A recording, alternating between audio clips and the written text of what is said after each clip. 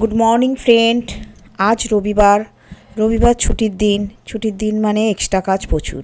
আজকে ভোর ভোর উঠে পড়লাম।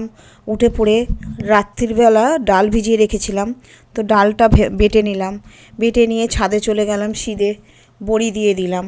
বড়ি দিয়ে তাড়াতাড়ি করে নেবে এসে স্নান টান করে বাসি পাট করে তারপরেই দেখো আজকে আমি নতুন গুড় যেহেতু উঠেছে, খেজুরের গুড়, তো ঠাকুরকে একটু পুজো করে নিলাম। নতুন গুড় ফল মিষ্টি দিয়ে একটু পুজো করে নিলাম, সূর্য প্রণামও করে নিলাম। নিয়ে সিধে আমি চলে গেলাম রান্নাঘরে।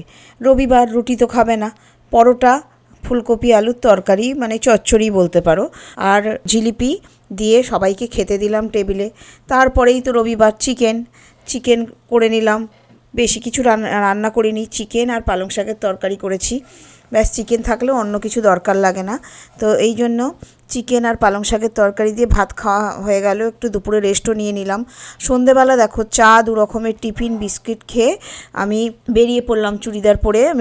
কারণ আমার বাপের বাড়ি থেকে কেক আর কমলা লেবু, মোয়া এসব এসেছে।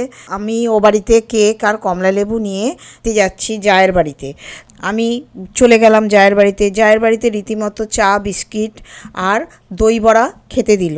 খেয়ে দিয়ে বাড়িতে রাত্রিবেলা চলে আসলাম। এই ছিল আজকের সারাদিনের ব্লগ। কেমন লাগলো আজকের ব্লগটা কমেন্ট করতে ভুলবে না। টাটা।